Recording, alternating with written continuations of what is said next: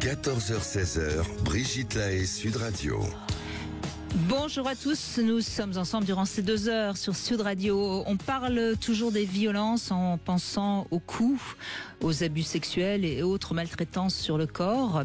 Or, Jean-Charles Bouchou a évoqué ce qu'il appelle les violences invisibles dans un livre qu'il avait sorti il y a un petit peu plus de 2 ans, je crois. Et justement, ce ne sont pas des marques sur le corps, mais des blessures invisibles parce qu'elles touchent notre monde intérieur. Et le problème, c'est que ces violences, certes, on ne les voit pas, mais c'est peut-être pour ça qu'elles sont parfois plus terribles encore, parce que comme on ne peut pas mettre le mot de violence dessus, on se laisse tout doucement attaquer, si je puis dire, jusqu'à ce qu'à un moment donné, eh bien, justement, notre corps craque parce que l'intérieur, si je puis dire, a été totalement détruit. Alors ça peut être un conjoint qui nous humilie, qui nous rabaisse sans cesse, parfois même devant du monde. Ça peut être une partenaire sexuelle qui va se moquer de la première panne d'érection de son compagnon, qui du coup, évidemment, va commencer à en avoir de plus en plus souvent, et puis elle va lui parler de ses ex qui étaient de meilleurs amants, etc., etc. Et puis, bien sûr, dans le monde du travail, il y a beaucoup de violences invisibles, comme il y a beaucoup de violences invisibles dans le monde tout court, dans les familles aussi. Bref, ces comportements qui vont se répéter au fil du temps vont détruire petit à petit notre confiance en nous et puis l'estime de soi, bien sûr. Et donc, on va essayer de faire le point sur tout ça pour que vous puissiez réfléchir et peut-être réaliser qu'il y a autour de vous quelqu'un qui vous fait de la violence invisible sans cesse. Et comme ça, elle ne sera plus invisible, elle sera visible. Donc, on en parle. Si vous avez le sentiment, justement, que peut-être vous subissez ce genre de violence, eh bien, c'est le moment ou jamais de venir nous rejoindre. Et pour ça, vous nous appelez au 0826 300 300. Alors, Jean-Charles Bouchou est psychanalyste, psychothérapeute et donc auteur de nombreux ouvrages. Et il avait d'ailleurs écrit un des premiers livres sur les pervers narcissiques qui avait beaucoup marché. C'était, je crois, il y a plus de 15 ans. Et son dernier livre, donc, c'est Les violences invisibles aux éditions Le Courrier du Livre. Alors, il va arriver, mais pour l'instant, il est toujours pas là. Alors, c'est pas grave. On va commencer avec Céline, qui, elle, est là. Bonjour Céline. Bonjour Brigitte. Merci d'être avec nous. Je suis désolée, Jean-Charles n'est pas encore là, mais on m'a dit qu'il était dans le coin. Donc il va venir. Peut-être qu'il me fait. Il arrivera au moment. Non, mais Céline, entre nous, je vous le dis, mais vous lui répéterez pas. En fait, il me fait de la violence invisible pour que je sois stressée, très angoissée de prendre l'antenne toute seule, parce que j'ai pas tellement l'habitude, moi, d'être toute seule. Non, vous êtes formidable. Je plaisante, Céline, je plaisante. Oui. Non, je suis pas du tout stressée. J'ai déjà fait l'émission toute seule parce que mon invité ne venait pas, donc il y a longtemps que tout ça ne me... D'ailleurs, j'ai beaucoup de chance, je vous fais une petite confidence, j'ai beaucoup de chance, je ne suis pas quelqu'un de tellement stressé, moi, je ne sais pas ce que c'est que le stress, tous les jours, je prends l'antenne. Eh bien, écoutez, j'ai connu ça, ne pas être stressé. Oui. Et puis, un jour, j'ai rencontré un homme et qui m'a rendue stressée. Ah, donc là, on est dans le vif du sujet, je crois. Voilà. Racontez-nous alors. Eh bien, c'est une personne que j'ai rencontrée par hasard pour commander mon bois de chauffage. Et en fait, c'était une personne coureuse, etc., qui a beaucoup joué de ses charmes.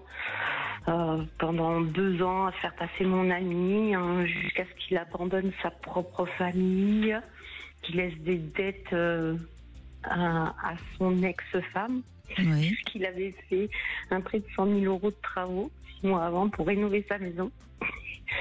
Et je pense qu'il a vu et c'est même pas je pense, c'est par rapport à ma confiance en moi, mes capacités commerciales, mes capacités intellectuelles, avoir un autre intérêt pour lui propre, grandir. Oui. Enfin, souvent, on sait. Et cette attirance physique. Donc, vous avez été sous le charme de toute façon. Pas tout de suite, mais ça a été une longue période, en fait. Donc il a réussi tout doucement à vous séduire. Oui, en se faisant passer en ami, en me parlant constamment de ses problèmes, c'est me faire victimiser, en salissant sa femme, en se faisant passer vraiment pour une victime. Oui, oui. Que ce soit d'ordre sexuel, d'ordre accompagnement, soutien, etc. Et j'imagine, comme vous êtes quelqu'un qui a priori raconte toujours ce qui est vrai et n'êtes pas du genre à mentir, vous avez cru qu'il était comme vous et donc vous n'avez pas fait attention. C'est ça.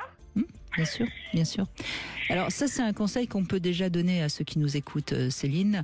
Lorsqu'on rencontre quelqu'un qui se plaint de son ex ou qui dit beaucoup de mal de personnes qu'il a connues dans son passé, c'est souvent intéressant d'aller vérifier un petit peu parce que on peut en effet avoir affaire à ce genre de personnes qui se posent en victime pour mieux vous séduire.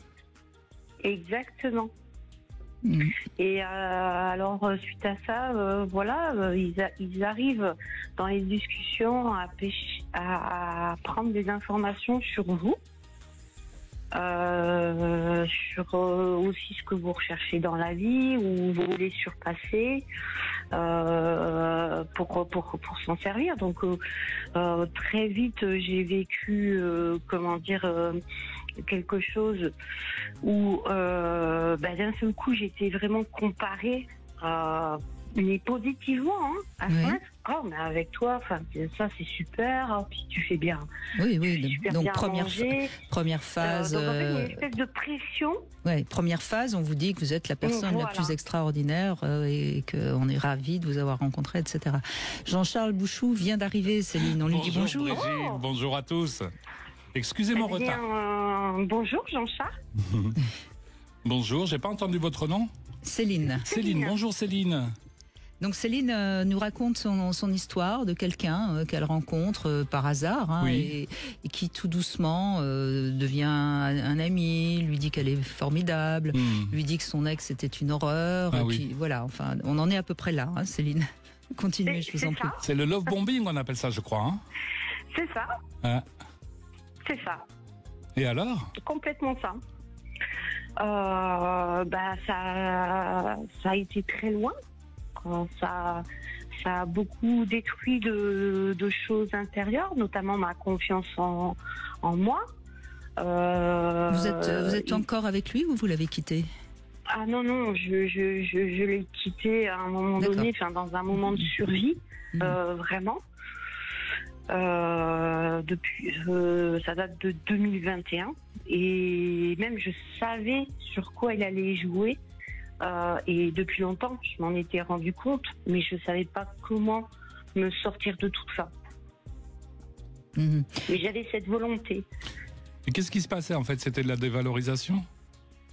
Oui, au fur et à mesure, et ça commence par une phase de comparaison à une ex-femme, voilà. Avec toi, ci et ça, et en fait ça met une pression. Bien sûr. Il faut toujours être parfaite. Ouais, on entend bien le clivage, c'est-à-dire que la personne qui va vous agresser, elle se sent coupée en deux, et dès le départ elle le dit, ton ex est le mauvais et moi je suis le gentil. Et puis ensuite dans la relation il va dire peut-être progressivement tu es gentil, mon ex était mauvaise, et peut-être qu'après il dira le contraire. C'est ça qui s'est passé ? Oui. Et après, il a même dit j'ai pas réussi à sauver mon ex et toi, j'arriverai pas à te sauver. Oui, bien sûr, mais qu'il se sauve lui-même. Voilà. Alors, il continue très vite. C'est retrouver une nouvelle proie et vivre très vite avec, reporter les responsabilités comme sur moi il a fait, comme sur son ex-femme il a fait. Mais est-ce que Céline s'occuper des enfants, de toute la logistique. Céline, vous disiez que vous avez perdu justement votre confiance en vous à cause de lui. Est-ce que vous l'avez retrouvée ? Eh bien, je la retrouve gentiment. Après, il y a des phases parce que ce sont comme des rounds. C'est-à-dire que en sortir, Oui, Céline, on va faire une petite pause et on va revenir sur ça parce que ça va parler, j'imagine, à beaucoup de gens. Comment on retrouve sa confiance en soi quand on a été comme ça, qu'on a subi ces violences invisibles pendant si longtemps. Restez avec nous, Céline, on se retrouve tout de suite. Vous voulez parler à Brigitte Lahaie, 0826 300 300. 14h-16h, Brigitte Lahaie, Sud Radio. Jean-Charles Bouchou est avec nous, psychanalyste, psychothérapeute et auteur de ce livre « Les violences invisibles » qui est un peu le fil rouge aujourd'hui aux éditions Le Courrier du Livre. Alors Céline, justement, vous avez perdu confiance en vous. Hein. On le sait que les violences invisibles vont détruire un petit peu comme ça, tout doucement et sûrement. Et dans le champ des violences invisibles, ce qui est terrible, c'est que le bourreau, en fait, c'est nous-mêmes. Imaginez quelqu'un vous fait seulement la tête, vous ne savez pas pourquoi. Ça, c'est une violence invisible. Elle ne se voit pas, a priori, il n'y a rien à dire. Ça, hein. Oui, mais vous allez vous dire, qu'est-ce que j'ai bien pu faire? Pourquoi est-ce qu'il m'en veut? Où est-ce que je me suis trompé, etc. Et c'est vous, en fait, qui allez devenir votre propre bourreau. C'est arriver à comprendre qu'il n'y a rien à comprendre. C'est-à-dire que l'autre, il est dans sa problématique, il va mal, et on s'en va. C'est terrible. Ouais. Parce qu'en fait, on comprend pas, parce que ça va au-delà de ce qu'on peut imaginer. En fait, hein, on rentre vraiment dans une pathologie. Hein. Ah oui, c'est une grande violence. Et que même si vous êtes résistante que vous-même... Remarquez, j'ai une bonne nouvelle à vous annoncer, Céline. Ça veut dire que vous êtes quelqu'un de gentil et que vous êtes une belle personne. Oui. Ah oui, parce que paradoxalement, ces personnes qui viennent vers nous sont attirées par notre lumière. Donc, quelque part, ils nous admirent. Mais le problème, c'est que ils en sont jaloux, tout simplement, et que donc, ils vont tout faire pour l'éteindre, cette lumière. Oui, voilà. Ils cherchent la vie, mais pour pouvoir l'éteindre.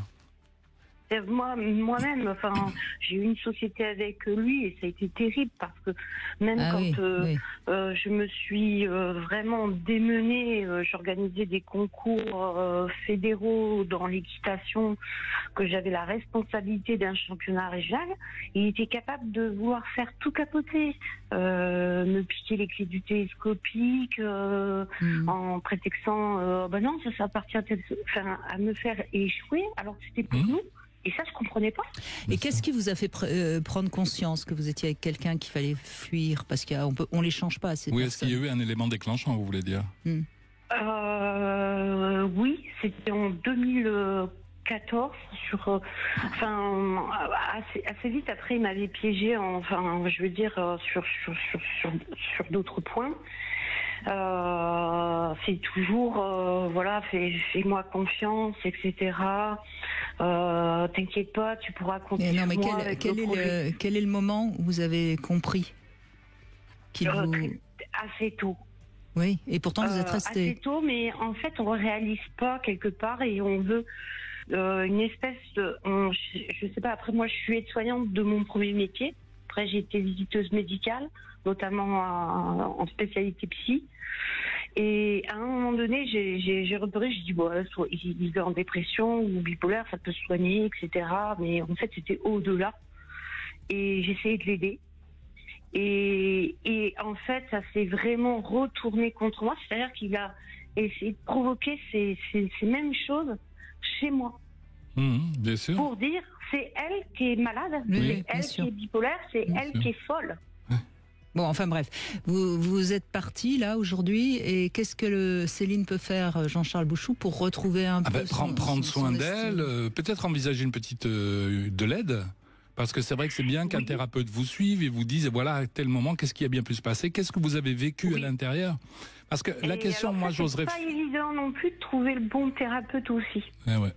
Là aujourd'hui, j'ai vraiment trouvé quelque chose qui me correspond. Bien. Et je pense que ça dépend des cas en fait, du degré de manipulation, du degré des dégâts. Je crois pas. Je pense pas que la question soit là. Il y a quelque chose que nous avons eu besoin d'aller vivre avec cette personne, et c'est ça qu'il faudrait retrouver. Quelle est l'origine du besoin que notre organisme a pour nous faire revivre une scène? Et certainement pas la scène primordiale, celle-là. Mon schéma familial, sûrement. Oui, sans doute, oui. Oui, c'est possible, mais c'est pas systématiquement. C'est pas systématiquement ça. Moi, ce que j'entends quand même dans votre témoignage, Céline, c'est que c'est encore très confus pour l'instant. Et oui, c'est vrai. Après, je travaille beaucoup sur moi. Je vis des événements. Non, mais c'est pas une critique. Ça veut dire que non, vous avez. Non, je le prends pas comme ça. Vous avez besoin encore de pouvoir j'ai encore besoin mettre de des mots travailler dessus. sur ça. Et c'est surtout que j'ai été privée de ma fille pendant 3 ans, manipulée. J'ai dû faire le deuil quelque part d'un enfant vivant, et heureusement. Mais c'est sa fille aussi. Elle a subi derrière les mêmes choses, elle a vécu les mêmes choses, elle revoit les mêmes choses et est revenue vers moi. Donc en fait, ça réveille, parce que votre enfant, il vous fait confiance et tout, et il vous parle. Et en fait, c'est là qu'on peut replonger, parce que c'est une douleur projetée. C'est votre enfant. Et donc vous vous inquiétez. Après, faut pas douter, ils sont forts. C'est lui qui vous a éloigné de votre fille, c'est sa fille? Oui, oui. D'accord, ok. Et de ses frères, de tout ce qui pouvait m'entourer. Bien sûr. Mhm. Donc on entend bien. Sans aucune raison. Et aujourd'hui, je suis la raison, c'est ce que j'ai dit tout à l'heure. C'est quelqu'un qui est du côté de la non-vie, du côté de la mort. Donc il va vous enlever votre lumière, il va vous enlever vos enfants. Certainement, est-ce qu'il vous a enlevé votre société, ou en tout cas, il l'a pourri. Oui, voilà. oui. Non, mais j'entends bien le schéma, je le comprends de mieux en mieux, c'est ça. Hein. Donc quelle est la solution pour reprendre confiance en soi? C'est très facile, c'est se tourner vers la vie. Et je suis certain que c'est ce que vous avez fait. Qu'est-ce que vous faites en ce moment? Vous travaillez? Oui, je travaille en maths. D'accord. Voilà. J'ai repris un travail tourné vers l'autre et l'aide, notamment auprès de personnes en situation de handicap, que ce soit de la trisomie 21, polyhandicap, autisme, voilà, mais dans un cadre professionnel. Et puis, conseil peut-être qu'on peut donner à Céline, Jean-Charles Bouchou, en thérapie, c'est de parler plus d'elle que de lui. Ah oui, bien sûr. Mais d'ailleurs, Céline le dit bien, elle dit j'ai repris un travail tourné vers l'autre. Et donc, à quel moment, Céline, êtes-vous tournée vers vous-même? Je suis d'accord avec vous. C'est justement ces remises en question qui sont là. Voilà. Je pense qu'il y a une raison à ça sur le fait de cette étape. Je sais que c'est une étape, qu'il y en aura d'autres. Aujourd'hui, j'ai réussi à trouver une thérapeute qui me permet vraiment, et c'est très récent justement, parce que ça a été vraiment des périodes, je me reconstruis, je retombe par les rounds, de harcèlement papier, procédure, etc. C'est très entourage, c'est très compliqué en fait à vivre, parce qu'on est arrivé dans un isolement où après on se protège. C'est-à-dire presque on est dans qui veut manipuler encore. Non, mais faites-vous confiance, parce que vous avez été manipulé, vous êtes tombé dans les griffes d'un prédateur. Donc maintenant, vous avez quand même les repères, et normalement, on retombe pas comme ça. C'est intéressant de noter qu'on a le sentiment d'être dans un mouvement sectaire. Oui, bien sûr. Dans les sectes, ça fonctionne exactement comme ça. C'est-à-dire que tant que vous êtes voué à la cause du gourou, ça va, on vous tolère. Mais le jour où vous cherchez à partir, on vous isole et on vous critique dans votre entourage pour fécaliser votre parole. Merci Céline en tout cas, et bon courage. On se retrouve dans un instant avec le Love Conseil du jour. L'envie, oui, parce que l'envie, les personnes envieuses peuvent faire de la violence, évidemment. Bien sûr. Dans un instant, retour de Brigitte Lahaie, Sud Radio. Ou rôti des étoiles. Brigitte Lahaie, Sud Radio, le Love Conseil. Alors Jean-Charles Bouchou, on parle de l'envie. L'envie qui est souvent confondue avec la jalousie, ce qui n'est pas tout à fait la même chose. La jalousie, ça nous fait souffrir parce que on nous prend celui qu'on aime. L'envie, ça nous fait souffrir parce qu'on désire ce que l'autre possède. C'est pas tout à fait la même chose. Alors c'est pas toujours facile de comprendre la différence, mais c'est quand même très important. Alors l'envie, c'est une histoire à deux. La jalousie, c'est une histoire qui introduit un tiers. histoire à trois alors. Hein, si on veut simplifier pour que tout le monde comprenne bien. Alors, soyons justes, l'être humain est de toute façon toujours un petit peu envieux et c'est mieux d'en prendre conscience. Ça peut être normal hein, d'envier la belle. Ça peut être un moteur aussi. Hein. Justement, c'est ce que je vais dire. Alors, soit on se met en effet à haïr ceux qui possèdent ce qu'on désire. Hein, on le voit notamment par exemple les gens qui haïssent les riches et puis qui à ce moment-là ils ont des tas d'arguments. Mais l'envie, ça peut aussi être un moteur, c'est-à-dire qu'on a envie de ressembler à celui qui a du succès, oui. Par exemple. Voilà, alors c'est toute la question de l'envie. Est-ce qu'on envie le succès et on essaye de faire du mal à celui qui a du succès, ou est-ce qu'au contraire, on le prend comme modèle et à ce moment-là, on essaye de voir qu'est-ce qu'on peut faire pour avoir plus de succès. Bref, en quelque sorte, quand on a de l'envie, ça réveille de toute façon des blessures narcissiques en nous, hein, et je crois qu'on en a tous, donc autant le savoir. Chaque être humain est unique, donc il vaut mieux s'appuyer sur nos qualités et non sur celles de l'autre, quand même. Oui, encore une fois, ça peut être une source d'inspiration. C'est-à-dire qu'on l'a vu avec le témoignage précédent, vous avez des gens que vous attirez par votre lumière, mais une fois qu'ils sont à vos côtés, ils n'ont qu'une idée en tête, c'est vous éteindre. Donc ils sont dans l'envie et dans la jalousie, on va dire. Alors que nous pourrions être attirés par quelqu'un qui est lumineux et ça peut nous inspirer. Et si ça nous inspire, c'est plutôt une bonne idée. Il y avait un texte comme ça de Marianne, dont j'ai oublié le nom, je vous en demande pardon, qui disait « Ne pensez pas que vous éteindre permet de ne pas insécuriser les autres. Au contraire, briller. Briller, et en brillant, on donne inconsciemment, involontairement la permission aux autres de briller à leur tour. » Bien sûr, et quand on est avec quelqu'un de brillant, par exemple, lumineux, hein, oui. Brillant au sens lumineux, ça renforce notre estime, oui. notre confiance en nous, notre narcissisme. Donc, donc voilà. Mais si c'est pas le cas, bien c'est qu'il y a des choses en nous qu'il faut peut-être aller travailler. Exactement, comme cette envie et surtout cette jalousie. Sophie est avec nous maintenant. Bonjour Sophie. Bonjour Brigitte, bonjour Jean-Charles. Bonjour Sophie. Alors, vous avez divorcé, hein, mais vous pensez... Il y a quelques années. Il y a quelques années, il y a 9 ans, je crois, hein, si je me lis ce qui est marqué sur ma fiche.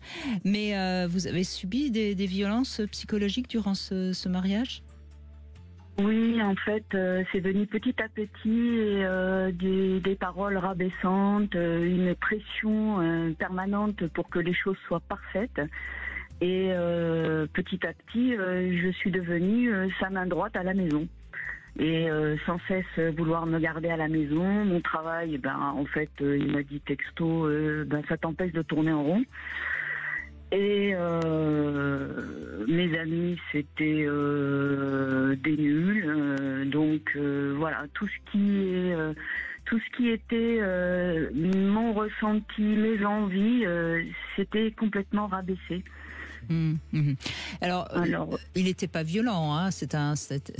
Non, du tout. C'est une violence. C'est une violence inouïe quand même ce qu'il vous a fait vivre. Je suis d'accord, Jean-Charles Bouchou, mais je disais ça parce que c'est important, parce que là on est exactement dans le cas des violences invisibles. Ouais, exactement. C'est-à-dire qu'on n'est pas avec un homme qui tape Sophie. Il vous tape pas physiquement. Mais de manière insidieuse, il est tout le temps en train de vous humilier, de vous rabaisser.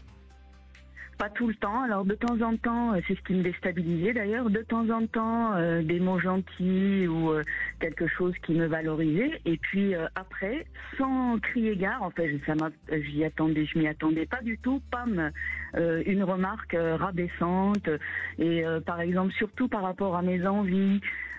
Par exemple, il y avait des amis qui organisaient une fête. Moi, je m'en faisais une joie. Et puis je lui en parle et puis il me dit t'attends ça des remarques rabaissantes quoi qui après me coupent toute joie de légèreté en fait aussi. Et il y a des moments où ça se passait bien et puis quelquefois un pic comme ça qui arrivait de nulle part.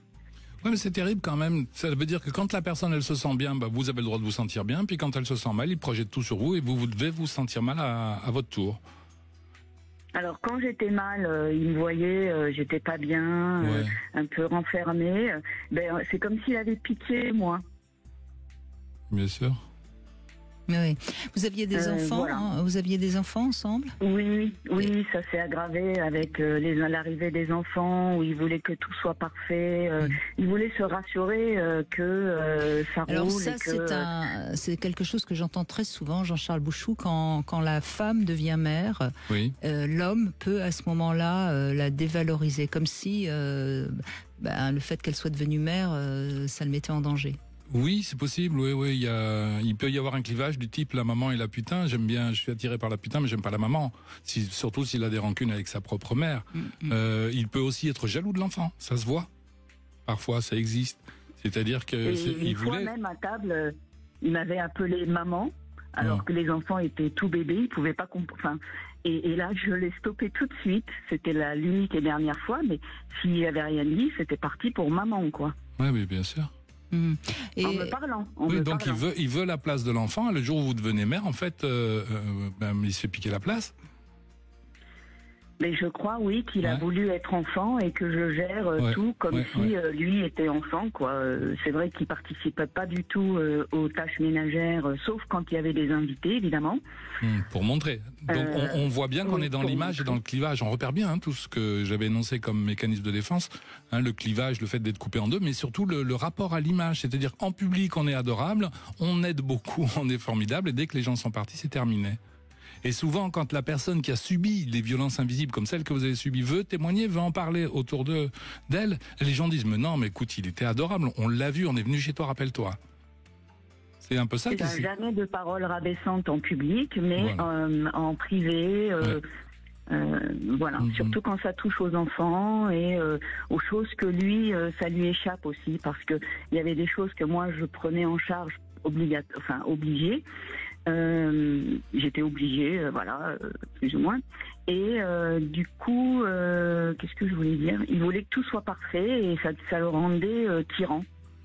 Il voulait que tout soit parfait, mais n'y participait pas. C'est ça. En fait, il faisait le juge. Ça c'est bien, ça c'est pas bien.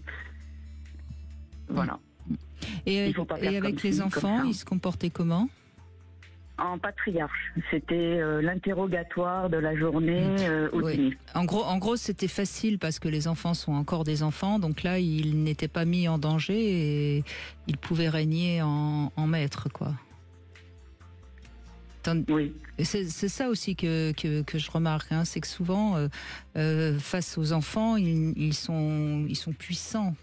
Et oui, ils se sentent puissants, mais ils se sentent puissants à la hauteur de ce qu'ils sont impuissants, en fait. Bien sûr. Parce que quand on est bien installé dans sa puissance, et je vous le souhaite à tous, on n'a pas besoin de crier, on n'a pas besoin de le démontrer, on est juste bien, quoi. Mais on voit bien les hommes qui sont des pères un peu autoritaires sont souvent des hommes qui manquent de virilité au sens large du terme. Bien sûr. Et moi, j'ai eu une mère autoritaire qui a divorcé quand j'étais en primaire et qui a dû s'occuper de ses 3 enfants. Elle a été très stricte, très autoritaire, je pense, pour pouvoir tout gérer et ne pas se laisser déborder. Et à l'adolescence, ça a été très très difficile. Et donc, j'ai eu l'habitude avec ma mère donc vous avez rechoisi, de pas pouvoir m'exprimer parce que je savais que ça allait monter dans les tours. Et du coup, je suis retombée dans quand les choses mauvaises sont arrivées avec vous aviez l'habitude. J'ai pas pu m'exprimer. J'ai pas pu, alors que j'avais une bonne confiance en moi. Et du coup, ça m'a coupé toute volonté de taper du poing sur la table. Vous aviez épousé maman? Donc, oui. On dit Freud, c'est ça, hein? Absolument, mais on ne cesse de le répéter. Contrairement à ce qu'on croit, les femmes ne choisissent pas un homme par rapport à leur père, mais très souvent par rapport à leur mère. Oui, ou bien, quand j'étais petit, j'ai subi des choses que psychiquement, je n'étais pas capable d'élaborer. C'est-à-dire que j'ai assisté par exemple à de la violence, mais trop petit, je ne pouvais pas l'élaborer, donc j'ai refoulé la violence. Et adulte, je vais rechercher des scènes ressemblant à ce que j'ai vécu enfant pour pouvoir enfin les vivre, parce que maintenant, normalement, mon psychisme, mon organisme est capable de le supporter. Et donc, en vivant des scènes équivalentes, je vais peut-être dégager enfin cette énergie que j'ai refoulée quand j'étais enfant. Parce qu'il y a vraiment de ressemblances extraordinaires entre ce que vous avez vécu avec votre maman et ce que vous avez vécu avec votre compagnon. Et c'est pour ça d'ailleurs que vous l'avez subi longtemps avant de réagir. Hein. Oui. Parce que je pense qu'elle m'a appris à me la fermer, à être soumise. Bah, vous n'aviez pas le choix, Sophie. Hein. Faut toujours se rappeler que quand on est enfant, on n'a pas le choix. Hein. C'est même de la survie. Oui. Parce que si on était mis dehors enfant, voilà. il n'est pas dit qu'on survivrait dehors. On n'a pas les moyens en tout cas. C'est pour ça qu'une fois arrivée à l'adolescence, majeure, j'ai tout envoyé plaquer. Quand vous avez puis, pu. Du coup, j'ai profité de ma liberté. Et là, j'ai revécu. D'accord. Voilà. Je suis née une deuxième fois. Comme vous voyez, Sophie, finalement, c'est quelque chose que je pense parfois. Je me dis, mais si quand on sort de l'adolescence, si on avait tous la possibilité de faire une petite thérapie, eh bien, on avancerait. Parce que ça existe dans pratiquement toutes les cultures. Le passage entre l'enfance et l'âge adulte, bien sûr. Oui. Vous partez seul dans la forêt avec votre cutlass et une gourde d'eau et vous devez survivre pendant une semaine. Il y a une sacrée transition. Oui, c'est ce que vous avez fait. C'est vrai. C'est ce que j'ai fait avec mon sac à dos. Je suis partie le plus loin possible. Et, oui, mais sauf que c'est pas ça. C'est pas ça que je voulais dire. Je voulais dire que si vous aviez fait une thérapie à 20 ans, vous auriez compris votre mère et vous n'auriez pas reproduit avec cet homme la même chose. Oui. Vous voyez? Mais c'est pas de votre faute, hein. Je lui ai pardonné entre-temps, donc on en a parlé. Je lui ai pardonné à ma mère. Oui, votre mère, je pense qu'elle était débordée et elle agissait comme ça à la hauteur de son sentiment d'impuissance. Oui. Et du coup, quand j'ai vu arriver ces rabaissements, ces pics et les agissements de mon ex-mari, je n'ai pas pu imposer mon point de vue. J'ai pas réussi à le faire.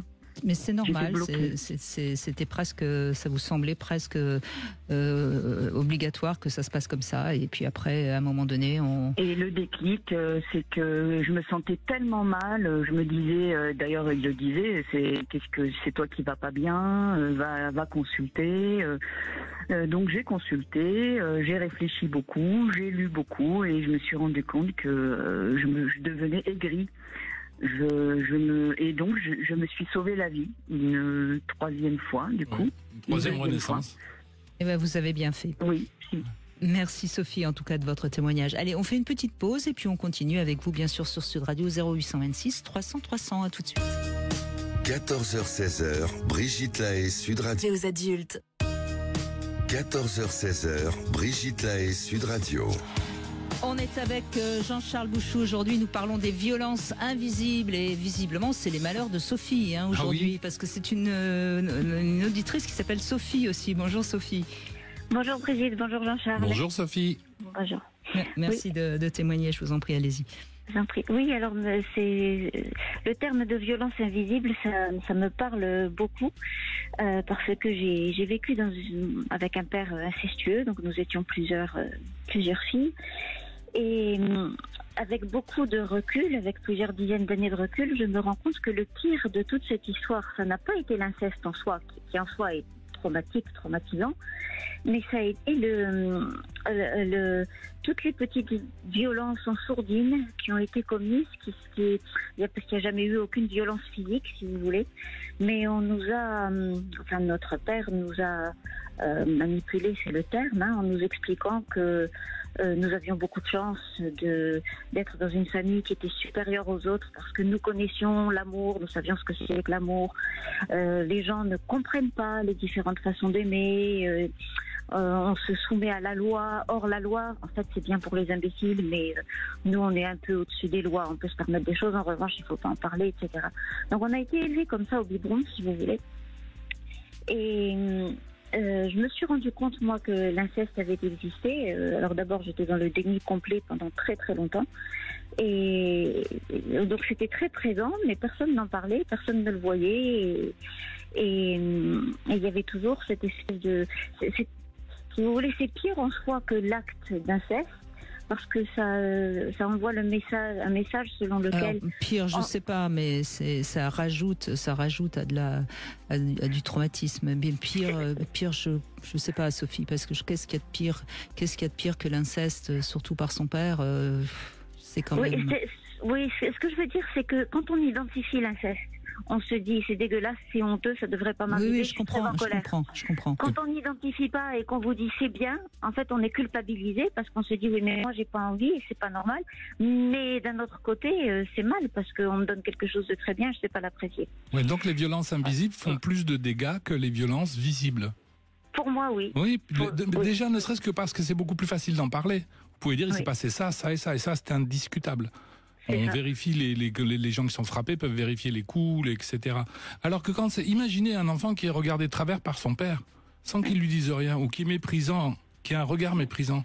Comment est-ce que la personne pourra en parler en thérapie? Va-t-il seulement s'en souvenir quand il sera adulte? Il dira je me sentais pas bien, mais je ne saurais pas dire pourquoi.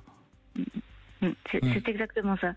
Et l'autre type de violence dont je me suis rendu compte, mais seulement récemment de ça, comme quoi, et je vous parle d'il y a 50 ans, c'est les violences qui étaient à l'égard de ma mère. Donc encore une fois, mon père n'était pas violent physiquement, il n'a jamais frappé personne, il n'avait pas besoin, on avait très peur de lui. Et il avait une façon de mépriser ma mère systématiquement, mais en plaisantant. C'était toujours très drôle. En plus, il avait beaucoup d'humour, il était très intelligent. Donc, ce qu'il disait faisait toujours beaucoup rire tout le monde. Et je me souviens, à titre d'exemple, j'avais étudié à l'école une poésie sur une huître.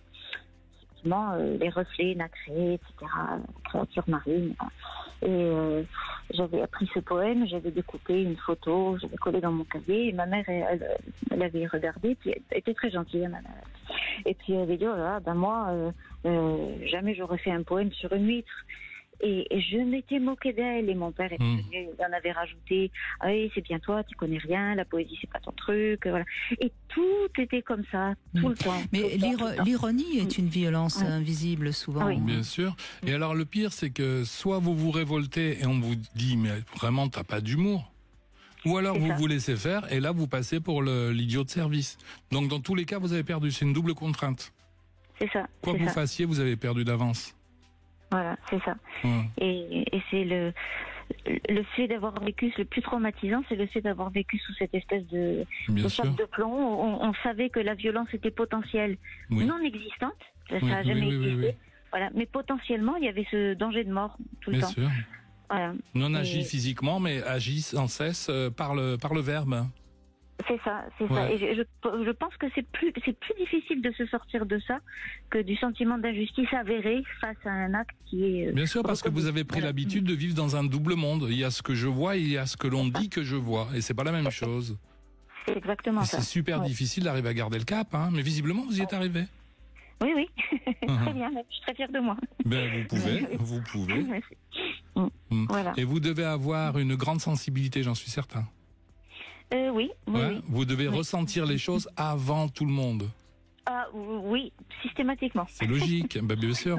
Quand on est enfant et que le parent arrive et qu'on a à surveiller la moindre variation sur son visage pour savoir si la foudre va tomber ou pas, on devient forcément hypersensible. Qu'un enfant qui a eu une enfance placide, lui, il fera pas du tout attention à ce genre de choses. Donc vous êtes sans cesse, vous êtes comme Sherlock Holmes. Ça me fait penser à Sherlock Holmes de Conan Doyle. Toujours à la recherche du moindre indice qui montre que la catastrophe va arriver. Peut arriver. Exactement. Peut arriver. Ouais. Parce que, en l'occurrence, vous êtes comme ça un petit peu, c'est devenu une seconde nature finalement, c'est ce que vous êtes en train de dire, Jean-Charles Bouchou. Oui. Sophie, elle rencontre quelqu'un, elle le décortique Sophie, c'est Sherlock avec l'œil Holmes. laser. Oui, j'ai raison, 98% du temps. Bien sûr. Bien sûr. Mais et c'est très difficile après de rester dans notre société où on perçoit les choses avant tout le monde. Oui, c'est difficile, mais je le mets à profit. Je le vois ça comme un avantage maintenant. Bien sûr. Oui, vous avez la capacité à sentir les gens qui vous racontent des bobards. Vous êtes. Écoutez, il faut être dans un métier où ça peut vous être utile cette grande qualité. Qu'est-ce que vous faites comme métier? Je suis traducteur et je suis. Je dis traducteur parce que je n'emploie pas le féminin systématiquement, ça m'énerve. Comme vous le sentez. Voilà. Et j'écris aussi à mes heures perdues, donc c'est magnifique ça. Voilà. C'est une excellente thérapie. C'est ça. Ouais. D'écrire, oui, en effet. Ouais. Et vous êtes heureuse en amour, c'est bon, vous avez réussi? Sur le tard, oui. Oui. Ça, c'est une bonne Sur nouvelle le aussi. tard, oui. Au moment où je m'y attendais plus, parce que je pensais, j'avais plus envie de chercher. Et voilà, mais je suis avec un homme formidable, à tout point de vue. Voilà. Bon, donc tout va bien. Vous êtes, vous avez bravo, parce que quand même, si vous avez subi l'inceste plus un climat familial comme ça difficile, franchement, bravo. C'est sympa parce que ça montre quand même aussi, Jean-Charles Bouchou, qu'on peut se sortir de tout, quoi. Oui. On a toutes les ressources en nous. On a une forêt noire à traverser. Vous l'avez traversée, Sophie. Et après, une fois qu'on est de l'autre côté, la vie est belle, hein. Ah oui, c'est magnifique. Hein. Oui, bien sûr. On apprécie toutes les nuances. Oui. Mais on l'entend à votre voix, hein, Sophie. On entend qu'il y a quelque chose de lumineux. Vous avez une joie intérieure. On l'entend. Merci de ce témoignage. Alors la question, Jean-Charles Bouchou, quand on est enfant, on peut pas repérer ça. Un des deux parents peut-être peut le repérer.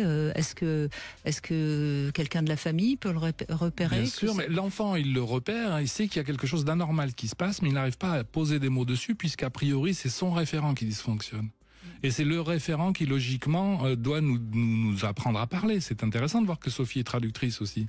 C'est pas un hasard, j'en suis sûr. Elle voit, elle traduit dans une langue qu'elle connaît. Donc l'enfant, il sait, et en même temps, il aurait besoin d'un tiers. Il a besoin d'un tiers. C'est là où le thérapeute devient tellement intéressant, c'est qu'il devient un tiers suffisamment sain pour pouvoir dire, effectivement, ce que vous avez vécu n'était pas normal. Effectivement, c'est vous qui aviez raison. C'est vous qui avez raison. Oui, mais la question que je vous pose, qu'est-ce qu'une société pourrait faire pour aider tous ces enfants qui sont, parce qu'il y a énormément d'enfants qui subissent des violences invisibles, on le sait. Oui. Qu'est-ce que la société pourrait faire déjà? La société, elle est perdue et en perdition. Oui, d'accord. Bon. Qu'est-ce qu'on pourrait faire pour sauver la société, vous devriez me demander. Non, mais parce que cette violence invisible, elle existe à l'école, et puis c'est parfois, attention, il y a des instituts et des profs qui sont magnifiques, et je veux pas dire le contraire, mais c'est parfois les profs qui donnent de la violence aux enfants. Au niveau politique, c'est tellement flagrant qu'ils... ça, oui, bien sûr. Ils vont pas bien. C'est le moins qu'on puisse dire, on va dire juste ça, ils ne vont pas bien. Faut pas en dire plus. Donc, est-ce que la société, elle ferait bien de prendre soin d'elle-même. Et c'est le conseil que je vais donner à chacun. Tout à l'heure, on avait un exemple de sauveur. Soi-disant, le monsieur voulait sauver son épouse et sauver tout le monde. Mais non. Si vous voulez sauver le monde, sauvez-vous vous-même. Si vous voulez faire la révolution, à mon avis, faites la révolution d'abord à l'intérieur. Elle se situe où, la lumière? Comment est-ce que je peux être lumineux? Qu'est-ce qui est bon pour moi? C'est ce que disait Gandhi. Oui. Il faut pas vouloir changer le monde. Il faut se changer pour que le monde change. Et le monde changera. Et si tout le monde, tous ceux qui nous écoutent là, justement, étaient en train de s'améliorer, le monde serait meilleur. C'est ça que vous voulez dire? Oui. Alors ça peut passer par l'ombre. C'est pour ça qu'on va chercher notre pervers. Excusez-moi. On va le chercher parce qu'on a besoin de se plonger dans la forêt sombre et pleine d'araignées pour vivre ce qu'on n'a pas pu vivre enfant. Vivons-le. Quand vous êtes face à quelqu'un de pervers, regardez à l'intérieur de vous ce qui se joue, ce qui se produit. Parce que c'est parce que vous le vivez maintenant que vous allez en être libéré. Oui, c'est d'ailleurs ce que vous dites toujours, c'est qu'on n'est pas innocent. Si on choisit quelqu'un de pervers, c'est parce qu'on en a, oui, a envie. Oui, mais c'est parce qu'on en a besoin.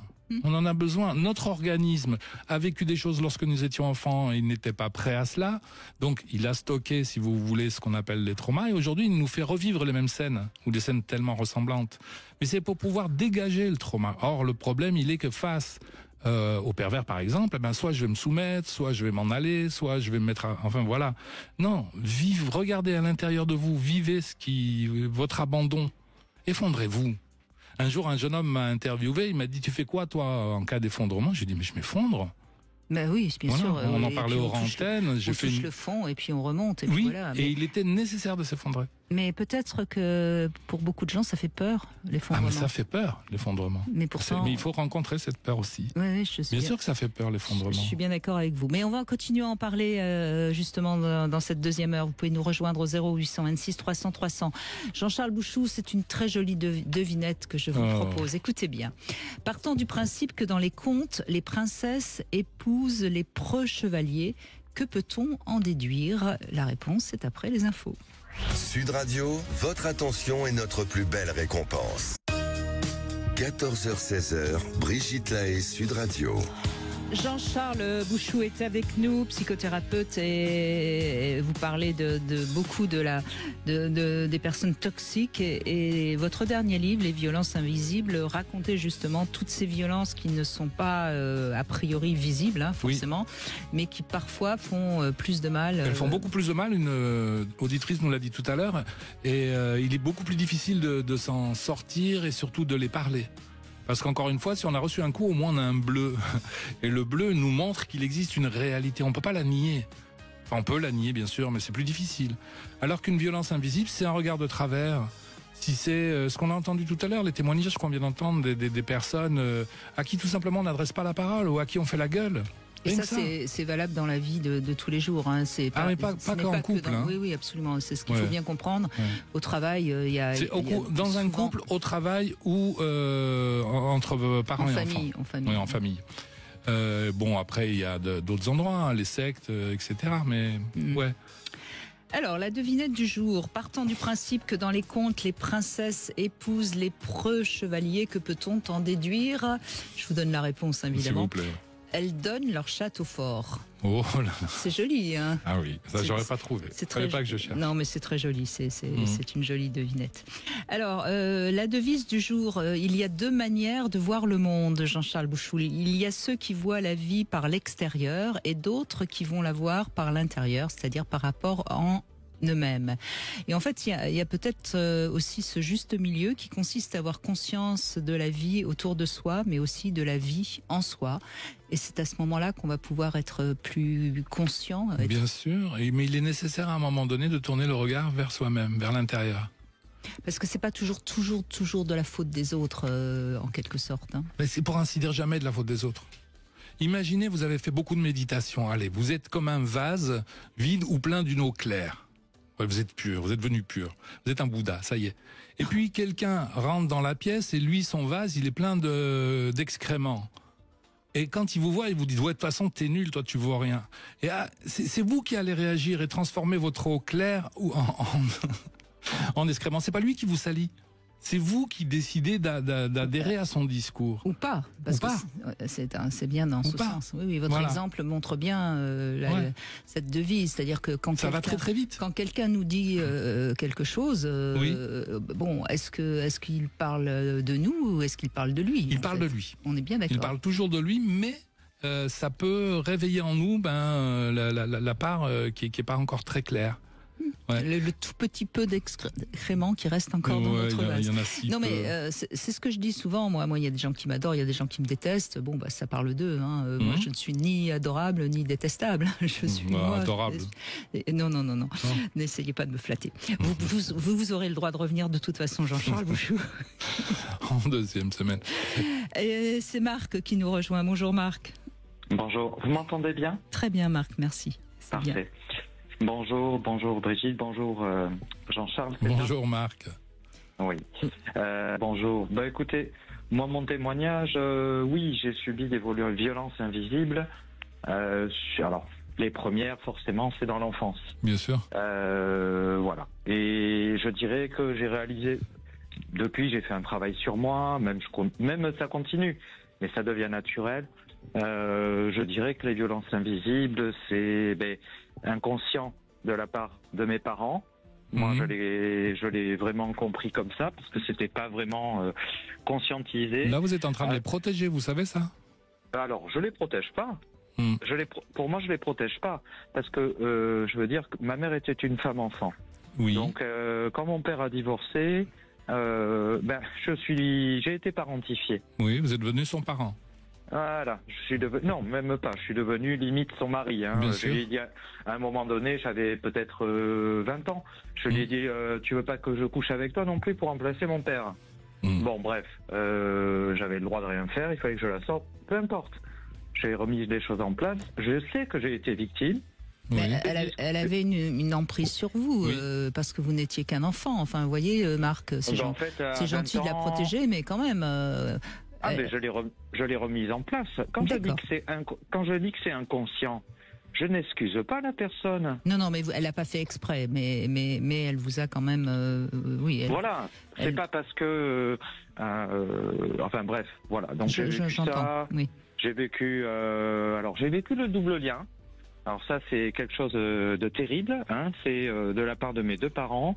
C'était la merveilleuse, enfin c'était la première merveille du monde. Et puis dans la même semaine t'as une merde, tu vois rien.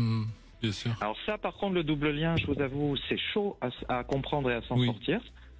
Voilà. Et puis, j'ai vécu aussi des humiliations récurrentes de la part de mon père quand j'étais adolescent. Pourquoi? Parce que je l'ai compris qu'après. C'est au final, dès que j'avais une copine, que j'étais au collège ou au lycée, pour lui, c'était intolérable. C'était le travail avant tout. Et même j'ai subi des violences physiques, c'est allé jusque-là de sa part, quand il a appris que j'avais séché des cours pour aller rejoindre une copine. Et au final, après, bon, je vous assure, c'était la guerre et tout, j'avais qu'une seule envie. À l'époque, c'était que mon père, il soit plus là. Hein. Et au final, et ma mère avait du mal Alors, à s'interposer. je vais rebondir sur ce que vous venez de dire, parce que ça peut aider des auditeurs qui nous écoutent. En tant qu'enfant, faire le vœu que notre parent meure, c'est quelque chose d'humain et qu'il faut comprendre aussi, parce que j'entends parfois des gens qui se culpabilisent parce qu'ils avaient fait ce vœu-là, mais c'est malheureusement la pensée magique de l'enfant. Hein. Oui, c'est le roman familial qu'on s'est tous raconté. Est-ce que moi, je n'ai pas été adopté, par exemple, et ça serait pas ma vraie famille? Et imaginez si mon mère était morte ou si mon père était mort. C'est des histoires qu'on se raconte quand on est gosse. Voilà. Alors après, pour finir l'histoire, j'ai tout dit à mon père. Bref. Par contre, je dirais que effectivement, j'ai bien aimé ce que vous disiez tout à l'heure. On est reconfronté à des situations de rejet, de machin. Oui. Effectivement. Mais pour les vivre, voilà, pleinement. C'est ça. C'est ça. Bien Et sûr. j'ai rencontré un psychothérapeute, un psychologue, qui m'a fait redécouvrir, je dirais, parce que redécouvrir en fait comment, c'est comment traverser ça, comment l'accueillir et comment traverser ça. Et en fait, ça ressemble beaucoup, mais en beaucoup plus, je dirais, poussé à la méthode Tipeee. Oui. Et ça prend pas 5 secondes. Et où ça prend pas 5 minutes. Ça peut prendre le temps que ça doit prendre. Bien et sûr. c'est pas simple à vivre. C'est-à-dire, voilà, ok, tu rentres dans l'émotion là. Et observe qu'est-ce qui se passe dans le corps. Il y a des choses qui remontent. Je peux vous prier de croire que ça travaille. Bien sûr. Et alors c'est pas de la magie. C'est juste, j'ai eu le cas avec une supérieure hiérarchique qui m'avait dévalorisé, ou en tout cas moi, je m'étais senti dévalorisé et j'avais été quand même dévalorisé, où je l'ai convoqué avec la direction, mais j'avais qu'une trouille, j'étais pas bien avant ce rendez-vous, j'étais pas bien. J'appelle le psy, il me dit ok d'accord, allez, tu vas rendre, qu'est-ce que ça provoque en toi physiquement? On a travaillé dessus. Et laisser faire sans parole. Et sentiment, qu'est-ce que je ressens? Je me suis mis à chialer, j'ai des vieux souvenirs qui sont remontés du même type que ce que j'avais vécu et ce que je vivais actuellement. Bien sûr, bien sûr. Et là, j'ai eu comme un courant physique qui m'a traversé avec un poids de physique qui se lâchait. Comme si on... Bref, je suis allé à mon entretien, mes collègues ainsi que les gens qui ne me reconnaissaient pas. Moi, ça me fait plaisir zen. votre témoignage, parce que je ne cesse de répéter que le corps ne ment jamais et qu'il faut quand même toujours repasser par les émotions et le corps. Et on entend beaucoup de gens qui vont en thérapie et qui ont intellectualisé ce qui leur est arrivé et qui savent très bien expliquer que c'est parce qu'ils ont eu ci, qu'ils ont eu ça, mais ça n'a pas traversé le corps. Non. Et finalement, Ce que vous avez vécu s'appelle une abréaction, c'est-à-dire ce que je n'ai pas pu réagir quand j'étais tout petit, parce que je l'ai déjà dit dans l'émission, mon organisme n'était pas suffisamment construit pour que je puisse le vivre. Vous l'avez vécu à l'occasion de, par exemple là, de cette thérapie et à l'occasion de cette supérieure qui vous maltraitait. Et c'est très intéressant parce que vous avez dit j'ai des vieilles images qui sont remontées. Donc si on a cette compulsion de répétition qui nous fait rencontrer une personne perverse puis une autre puis une autre puis une autre. Et c'est pour ça que je dis qu'on va les chercher. C'est notre organisme va les chercher, pour le dire comme ça. C'est pour pouvoir abréagir, c'est-à-dire pouvoir le vivre enfin. Et je crois que la méthode que vous avez employée, la méthode Tipeee, est très intéressante. C'est-à-dire qu'à un moment donné, elle nous invite non pas à fuir, non pas à comprendre, mais à vivre pleinement l'émotion qui est en fait une émotion de quand on était tout petit, qui va s'exprimer au même moment. Pour avoir rencontré différents professionnels... que ce soit que ce soit psychiatre ou autre, très honnêtement, j'en ai, à part celui-là dont je vous parle, et un hypnothérapeute, psychothérapeute, médecin qui a été proche de François Roustan, j'en ai jamais, à part ces deux-là, j'en ai jamais rencontré. Et même dans ma formation professionnelle, c'est-à-dire je suis aide-soignant, j'ai été étudiant infirmier. Jamais ces méthodes-là n'ont été abordées. C'est de l'intellectualisation, on parle, c'est bien de vider son sac, ça sert à quelque chose. Je ne rejette pas les autres méthodes. Mettre du sens aussi. Malheureusement, il manque cette partie-là qui est abordée de manière corporelle et de ressenti, apprendre à ressentir. Et c'est un apprentissage quelque part qui le manque encore, je dirais, à beaucoup de professionnels parce que c'est pas quelque chose qui est commun. Mais parce que eux-mêmes, mais Marc, parce qu'eux-mêmes ne sont pas dans leur corps. Vous savez, beaucoup notamment certains psychanalystes. Encore une fois, je veux pas. Ils ont beaucoup compris sur le plan intellectuel, mais ils sont pas dans le corps. Normalement, un psychanalyste, il a fait une longue psychanalyse et il aurait dû le vivre, ça dont on est en train de parler. Non pas l'apprendre, mais le vivre. Mais c'est sûr que s'ils sont passés à côté, il s'est rien passé en fait. Bon, en tout cas, c'est bien de rappeler que c'est le corps qui ne ment jamais. Merci beaucoup, Marc. Merci de votre témoignage. On fait une petite pause. On se retrouve dans un instant. 0826 300 300. À tout de suite. Vous voulez parler à Brigitte Lahaie? 0826 300 300. 14h-16h, Brigitte Lahaie, Sud Radio.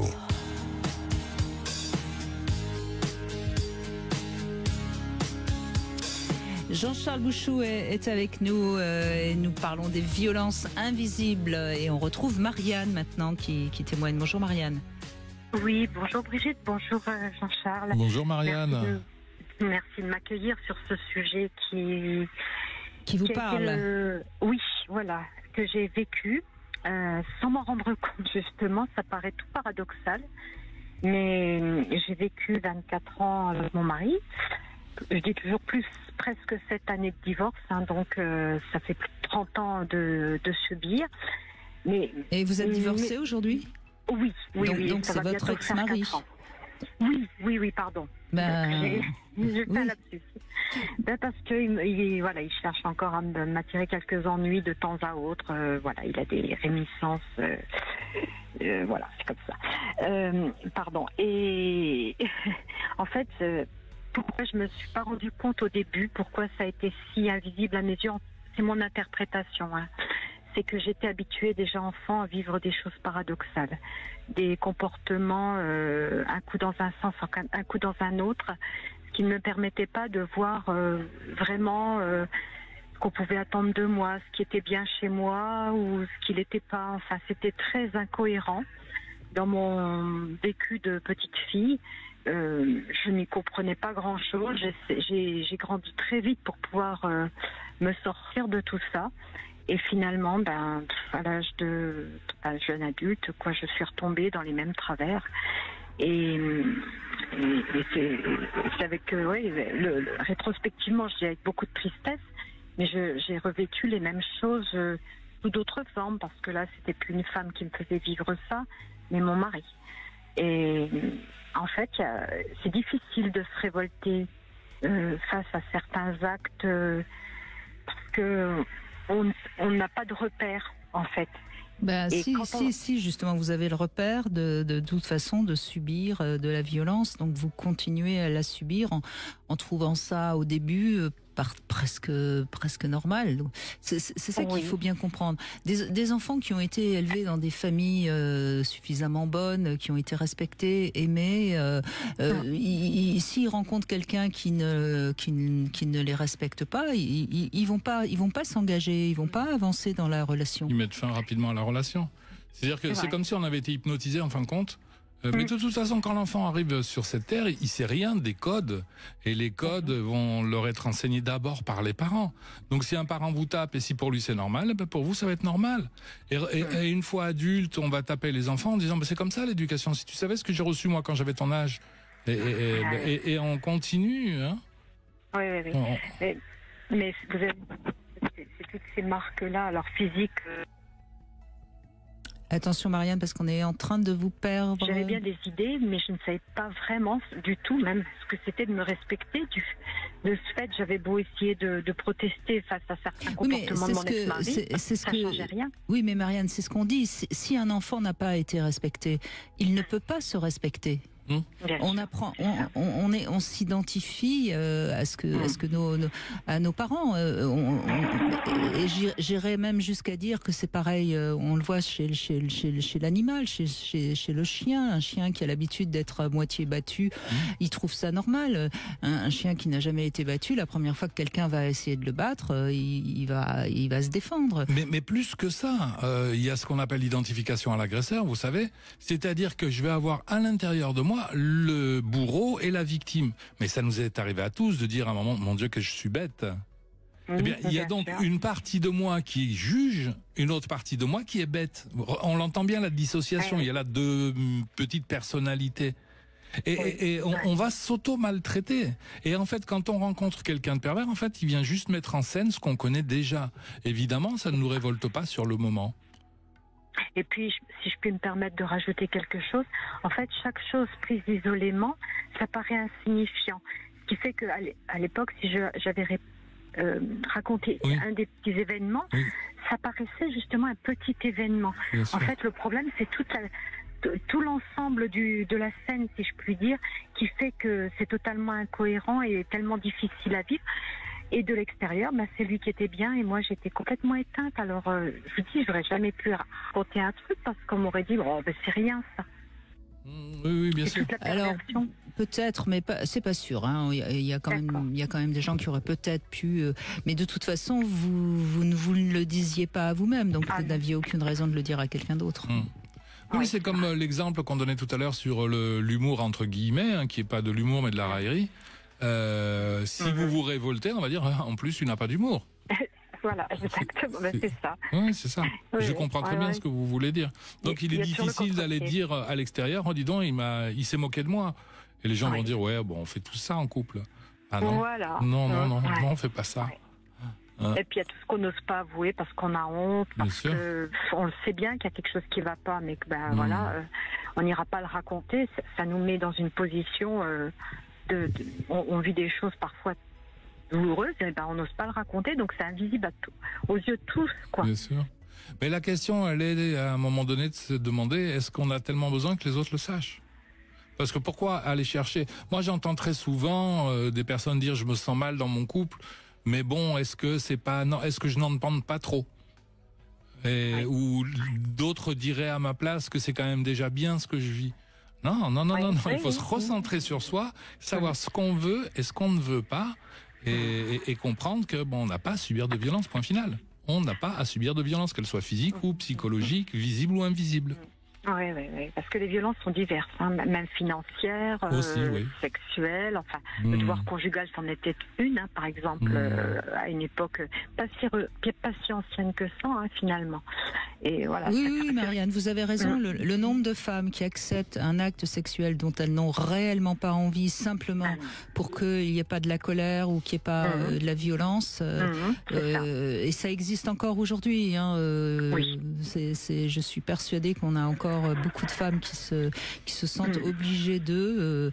Alors après, on peut avoir un rapport sexuel même si on n'a pas très envie pour faire plaisir et pour. On mélangeons pas tout, hein. Mais quand il y a de la répétition permanente et puis justement il n'y a aucune volonté de faire. Oui, mais là vous nous parlez de complicité, Brigitte Lahaie, alors que moi ce que j'entends c'est de la violence. C'est pas exactement pareil. Sûr. Non, mais évidemment qu'on peut faire plaisir à l'autre et puis quelquefois l'appétit vient en mangeant aussi. Mais ça c'est du jeu, c'est de la complicité, c'est de la tendresse et de la gentillesse. Mais quand l'autre nous impose un acte sexuel, c'est un viol. C'est tout simplement un viol. Absolument, tout simplement parce que on le fait pour être tranquille, hein, pour éviter justement une autre violence. Mais c'est quand même une violence beaucoup plus profonde, mais très invisible en effet. En tout cas, merci Marianne de votre témoignage. On va faire une petite pause. On se retrouve avec le Sexo Conseil. Justement, tiens, on va parler de la sexualité, le baromètre du couple. Et vous pouvez réagir, bien sûr, au 0826 300 300. 14h-16h, Brigitte Lahaie, Sud Radio. Brigitte Lahaie, Sud Radio, le Sexo Conseil. Alors, Jean-Charles Bouchou, la sexualité, le baromètre du couple. C'est en tout cas ce que répètent beaucoup de sexothérapeutes. Alors, il faudrait peut-être juste d'abord s'entendre sur ce qu'est une sexualité harmonieuse, parce qu'on a plutôt tendance à parler du nombre de rapports sexuels, comme si en fonction du nombre d'actes, on pourrait prétendre que le couple va bien.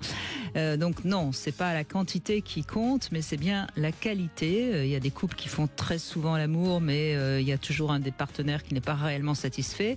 Non, le véritable baromètre du couple repose certes sur la sexualité, mais sur plusieurs piliers et c'est plus particulièrement, je dirais, l'intimité qui me semble être le vrai baromètre. Donc c'est quoi ? C'est le plaisir d'être ensemble, le plaisir de se prendre la main, de s'embrasser, d'avoir encore envie d'être touché, d'échanger des moments de tendresse. Voilà les différents éléments qui caractérisent l'intimité. Et donc si cette intimité est bonne, en règle générale, les rapports sexuels, même s'ils sont peu fréquents, restent satisfaisants puisque les deux partenaires sont satisfaits de leur sexualité. Ils se sentent aimés et désirés et le couple va bien. Néanmoins, il y a d'autres difficultés qui ne sont pas forcément sexuelles, qui peuvent mettre le couple en danger. Et à ce moment-là, c'est souvent en effet la sexualité qui va en pâtir le plus rapidement, parce que il faut le rappeler, la sexualité c'est souvent un moyen de régler ses comptes. Est-ce du désamour ? Est-ce que c'est un défaut de communication, une lutte de pouvoir, un souci personnel de l'un ou l'autre ? C'est tous ces paramètres qui peuvent éloigner la sexualité chez les amants. Donc, il faut rétablir la sexualité sans tenir compte de ce qui va pas. Ça ne marchera pas. Il faut d'abord remonter à la source au moment où ça allait bien et faire le constat de ce qui a éloigné les amants de la sexualité. C'est pour ça que c'est pas simple, seul, en couple, d'arriver à remettre de la sexualité harmonieuse dans le couple. C'est souvent mieux d'aller voir quelqu'un, mais il faut évidemment un bon thérapeute parce que le thérapeute va se heurter à la mauvaise foi de l'un ou l'autre des partenaires et il va falloir qu'il décode tout ça parce que lorsqu'il y a la guerre dans le lit, on peut souvent affirmer qu'il y a la guerre dans le couple. Ah bah oui, bien sûr. Oui. Ou s'inventer une nouvelle sexualité parce que peut-être qu'à un moment donné, on s'endort aussi. Oui, bien sûr, voilà, bien sûr. On rentre dans une routine, on fait ça le soir à partir de quelle heure, de telle heure. C'est presque un passage obligé. Moi, je me rappelle une personne qui me disait, moi, c'est le vendredi soir. Bon. Oui, bon. Donc peut-être s'inventer une nouvelle sexualité, sortir. Mais il faut que les deux soient d'accord pour que ce soit le vendredi soir et que ce soit chouette de faire ça le vendredi soir. C'est tout. C'est là où la communication. Je crois pas que c'était le cas. Non, j'entends bien.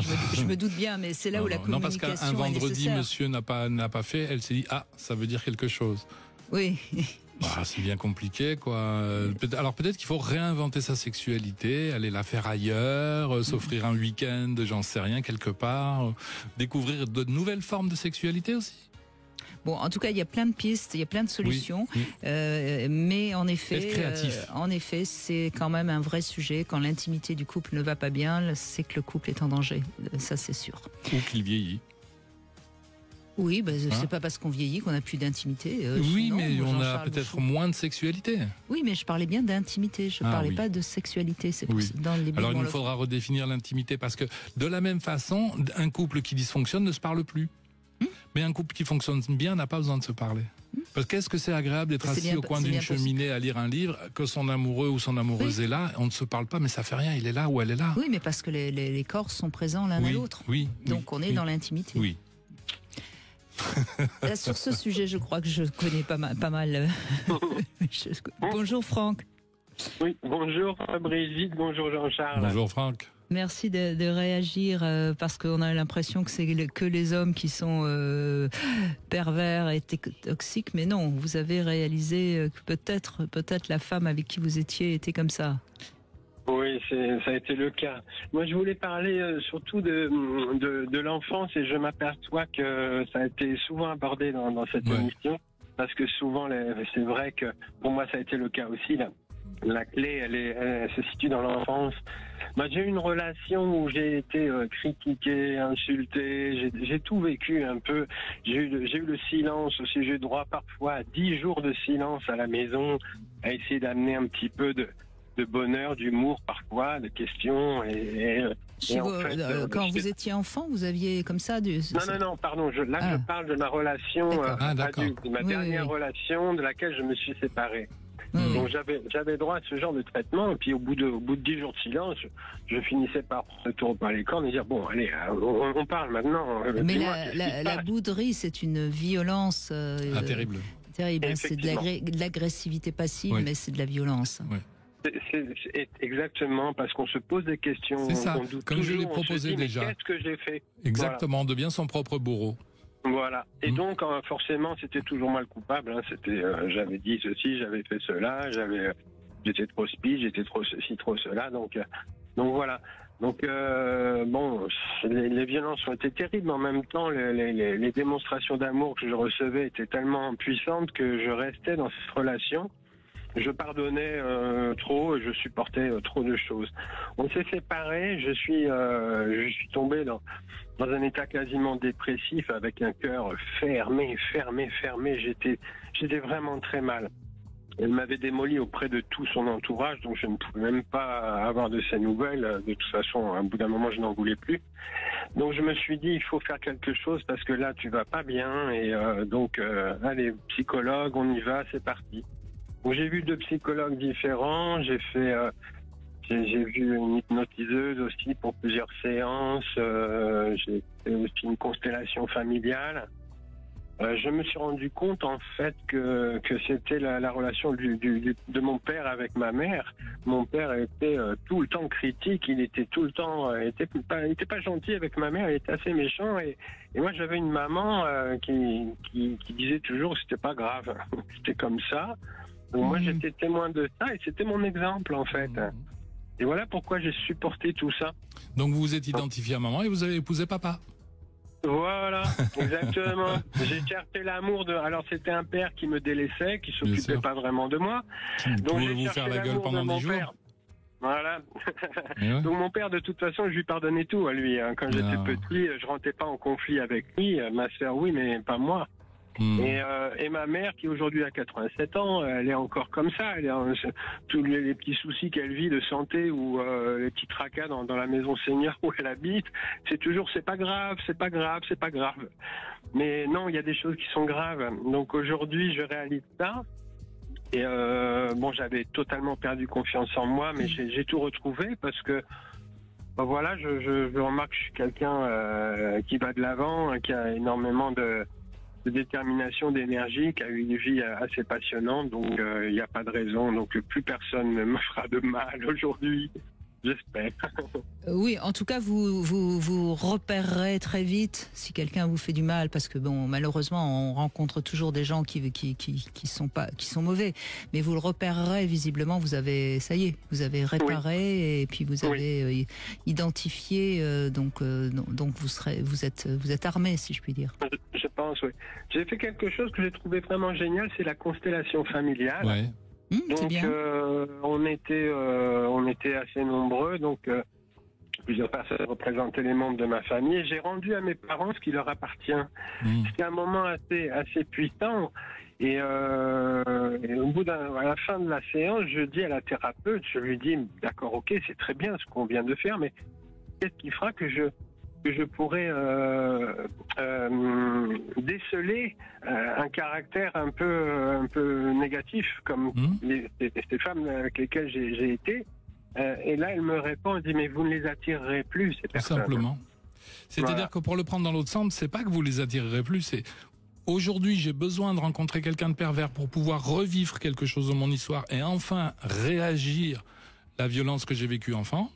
Une fois que la boucle est bouclée, une fois que j'y suis arrivé, je n'ai plus besoin de rencontrer ce genre de personnes. Donc vous n'en rencontrerez plus. Et si vous en rencontriez, vous ne vous regarderiez même pas parce que vous ne l'intéresserez pas, elle ne vous intéressera pas. Ouais, voilà. Bien sûr. Là, vous sortez d'une boucle qui est la boucle on appelle ça la compulsion de répétition. Parce qu'il y a des personnes qui ont besoin de rencontrer un, puis ils se sauvent, mais ils n'ont pas vécu pleinement la chose. Donc ils en rencontrent un autre, puis un autre, puis un autre, jusqu'au jour où il y a cette fameuse abréaction, c'est-à-dire le fait de laisser enfin dégager l'angoisse de quand vous étiez enfant. Et c'est ce que vous avez fait au cours de cette constellation familiale. Effectivement. Très bien.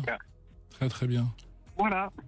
Eh ben, écoutez, formidable, parce qu'en plus on entend à votre voix que vous allez bien, parce que ça c'est aussi très très révélateur. Hein, la voix, on entend dans la voix des gens quand on a l'habitude d'écouter, évidemment. On entend. Oui, on entend la joie, on entend la vie tout simplement. Oui. D'accord. Voilà. Je vous remercie.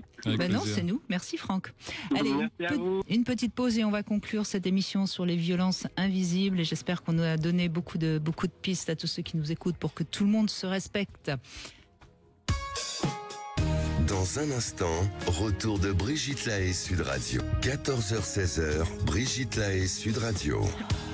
Jean-Charles Bouchou est toujours avec nous et nous parlons des violences invisibles et on va conclure avec Chantal qui nous rejoint. Bonjour Chantal. Bonjour Brigitte, bonjour Jean-Charles. Bonjour Chantal. Bonjour à vous deux. Bon, bienvenue au club, Chantal. Oui, je suis pas la seule, j'ai bien compris. Mais ça, je le sais depuis longtemps. Écoutez, pour moi, c'est un parcours difficile et qui laisse beaucoup de traces. Et j'allais dire d'amertume, non, même pas, parce que je suis tellement quelqu'un de battant que en fait. Voilà, j'arrive à avancer, mais avec l'âge, ça devient quand même plus difficile. Oui, mais encore une fois, c'est normal quand on est en train de se réveiller et puis de se libérer de son bourreau, on va dire. C'est normal qu'il y ait des moments difficiles, qu'il y ait de l'amertume, qu'il y ait même des regrets. Et puis, à un moment donné, je crois qu'il faut se pardonner. Et puis, à ce moment-là, on va se libérer. Se pardonner à soi-même, bien sûr. Oui, c'est là où mettre du sens peut être intéressant. Tout à l'heure, nous parlions du danger de l'intellectualisation. Malgré tout, mettre du sens, ça a sa raison d'être, et notamment de comprendre pourquoi nous nous sommes dirigés vers ce genre de relations. Tout à fait, mais c'est une remise en question effectivement et une analyse de la situation et de soi-même, ce que je ne manque pas de faire régulièrement.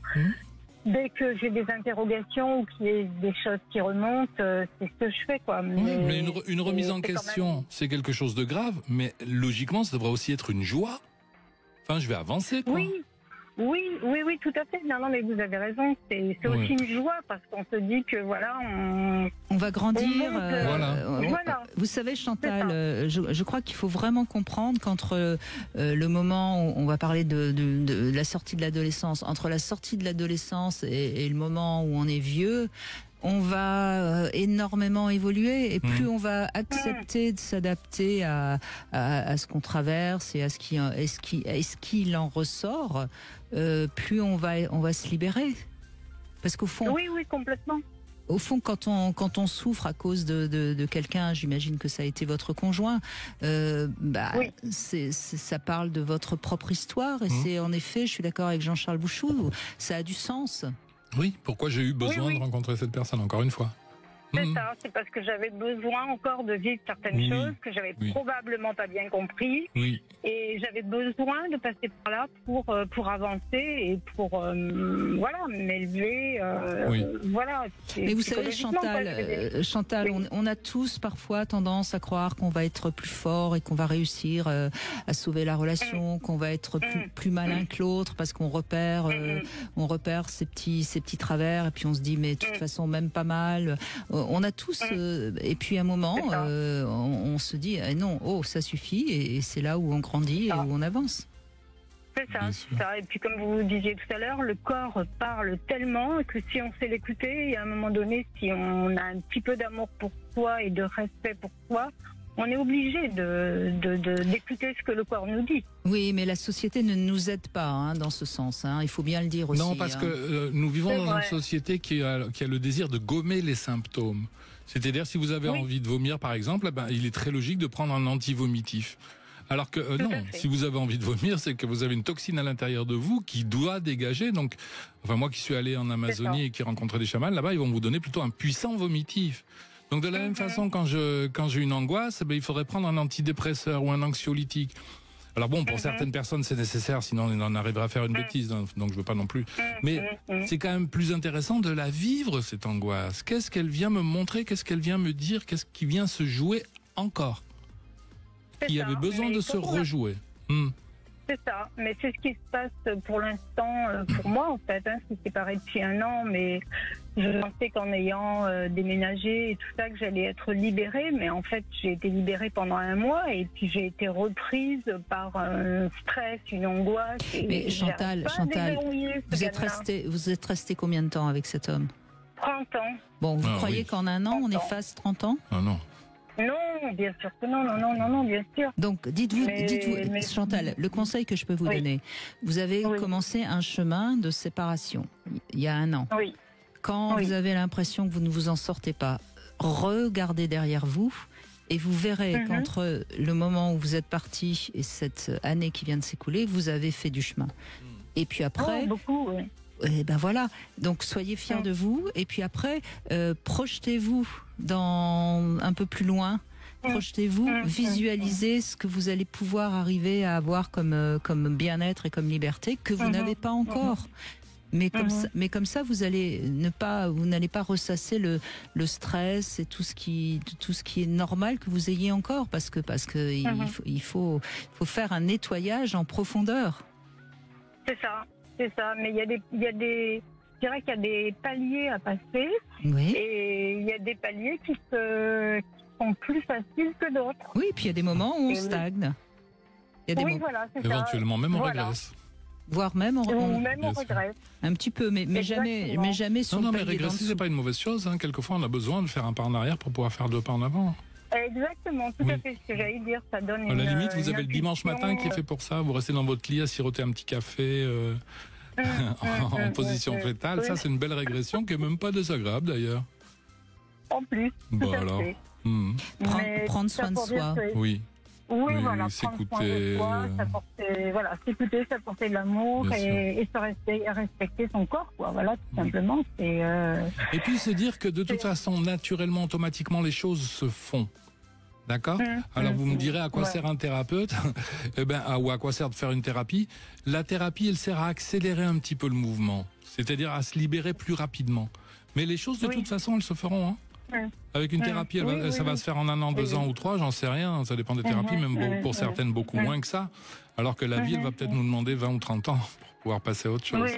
Voilà. Oui, bien sûr. En ça, c'est intéressant de faire un travail sur soi. J'aime bien l'image de la thérapie et du bon thérapeute qui allume la lumière dans notre bordel, ce qui fait qu'on voit plus vite ce qu'il faut ranger. Voilà. Et puis, il n'est pas très sympa, ce thérapeute. Qu'est-ce qu'il vient nous mettre le doigt notre là bordel. où ça fait mal. Voilà. Il est un peu sadique, un peu pervers, je crois, le thérapeute. Alors que sinon, il faut qu'on se cogne 10 fois à la table basse avant de se rendre compte que cette table basse, il faut peut-être aller la mettre aux encombrants. C'est ça. Voilà. C'est ça. Des prises de conscience et voilà. Mais c'est un travail au quotidien. J'ai 70 ans et c'est vrai que c'est quand même parfois beaucoup plus difficile maintenant qu'il y a 20 ans ou 30 ans si j'avais pris la même décision, quoi. C'est lourd. C'est lourd et ça laisse des traces. Les moments, non, Chantal, Chantal, ne vous dites pas ça. Parce que peut-être que si vous aviez pris la décision de le quitter il y a 15 ans, vous seriez remis avec quelqu'un d'autre d'encore plus violent et encore plus négatif. Donc vous savez, on peut toujours voir les choses d'un côté ou de l'autre. C'est comme ça. C'est comme ça. Ça, je le comprends parfaitement, oui. Bon, vous avez juste une capacité à accepter, à subir, qui est assez extraordinaire. Donc, faites-en une qualité, faites-en quelque chose de positif. Oui, vous avez entièrement raison. Et effectivement, il y a 15 ans, j'aurais pas été au bout de l'histoire et j'avais encore des choses à apprendre. C'est certain. Alors peut-être, hein, moi encore une fois, je ne... Attention, c'est pas dans la relation, nous n'avons rien à apprendre avec quelqu'un qui se comporte mal. Non, nous avons quelque chose à réagir à l'intérieur de nous. Et il n'y a pas besoin de rester très très longtemps avec quelqu'un pour ça. C'est juste à un moment donné, il y a un effondrement qui est à l'intérieur de nous, qui ressemble à un effondrement de la petite enfance. Ça, nous avons à le vivre pleinement. Après, c'est fini. On reste pas dans une société, dans une relation toxique. Non, mais quand on a eu une enfance avec une relation comme ça, et avec un beau-père qui vous respecte pas, bien loin de là, c'est compliqué. Oui, c'est compliqué. J'imagine. Bien sûr que c'est compliqué. Voilà. Ah oui, bien sûr. C'est compliqué. Il y a beaucoup de choses qui se basent intellectuellement, en se disant est-ce que c'est normal. À la limite, on se dit que c'est normal parce qu'on n'a pas connu autre chose. Donc quelque part, on se dit que c'est normal, et puis d'un autre côté, on se dit que c'est pas supportable. Donc c'est très paradoxal en fait. Bon, et ben donc si j'ai bien compris, il faut qu'on remercie votre corps de vous avoir fait enfin comprendre qu'il fallait vous sauver. Exactement, et je le remercie régulièrement pour m'avoir tiré la sonnette d'alarme pendant 5 ans. Il a fallu 5 ans quand même, mais au bout de 5 ans, c'était plus possible, trop de souffrance. Oui, et maintenant, ça va beaucoup mieux déjà. Travailler un petit peu aussi sur votre masochisme. Pourquoi il vous faut 5 ans de souffrance pour comprendre Pour se réveiller. Chantal, quand même. Enfin, maintenant, il va falloir vous faire plaisir. Ah oui. Oui, c'est ça le problème, savoir me faire plaisir. Oui, bien sûr. C'est un problème, se faire plaisir. J'ai jamais appris. Non, c'est ça le problème. Jamais appris. Oui. Elle n'a pas dit que c'était un problème. Oui. Oui, c'est pas le problème, c'est que je sais pas me faire plaisir. Voilà. Commencer par des toutes petites choses. Qu'est-ce qui vous fait envie? Qu'est-ce qui me fait envie de profiter de la vie. Voilà. De profiter de la vie en toute simplicité. Qu'est-ce qu'il y a de beau autour de chez vous? Il y a la campagne, la mer, la campagne, la mer, il y a tout. Il y a tout. Magnifique ça. Mais quoi? C'est quoi semer là? Qu'est-ce qui va pas? Pourquoi il y a semé, Chantal? Parce que c'est des petits. Je devrais profiter davantage. Voilà. Je devrais, et je ne sais pas m'accorder. Mais voyez comment vous avez votre saboteur intérieur. Mais il est là. Vous profitez de ce que vous pouvez, et puis chaque jour vous avez profité un petit peu, et puis c'est très bien. Et ne vous dites pas oh là là, j'aurais dû faire ci, j'aurais dû faire ça, parce que c'est ça votre saboteur. Vous comprenez? Oui, je comprends. Oui. Soyez toujours à voir ce que vous avez fait de bien. D'accord. Sinon, vous gardez en vous votre bourreau, comme le disait tout à l'heure Jean-Charles Bouchou. C'est important toujours de regarder ce que vous avez fait de bien. Nous sommes notre propre bourreau, nous sommes notre propre sauveur, alors on choisit. Exactement. Bon, je crois qu'on a bien avancé sur les violences invisibles, Jean-Charles Bouchou. Alors, vous revenez avec nous demain, parce que quand vous venez sur Paris, vous aimez bien venir 2 jours de suite, et on en profite. On profite de votre présence, et je suis ravie de vous recevoir demain. Et alors demain, on va faire un petit peu l'inverse. On va essayer de comprendre pourquoi les personnes sont violentes, pourquoi... à l'origine. À l'origine. Est-ce que c'est toujours parce qu'ils ont eu des enfances désastreuses? Alors ça, on va pas les excuser, je rassure tous ceux qui nous écoutent, on va pas les excuser, mais on va essayer de comprendre un peu mieux ce qui se passe, et peut-être que ça va nous faire avancer aussi, écoutez, tous oui, ensemble. ça va être une belle émission en perspective. Voilà, et bien ce sera demain avec vous, Jean-Charles Bouchou. En tout cas, je rappelle que le fil rouge de l'émission d'aujourd'hui, c'est votre livre, Les violences invisibles, qui était sorti aux éditions le Courrier du Livre. Dans ce livre, il y a beaucoup de choses donc on n'a peut-être pas dites et que vous pourriez apprendre si vous avez envie de vous le procurer. On peut le trouver. Tout de suite, bien sûr, vous retrouvez Alexandre Delevanne, merci, pour C'est votre avenir. On se retrouve demain. Sud Radio, votre attention est notre plus belle récompense.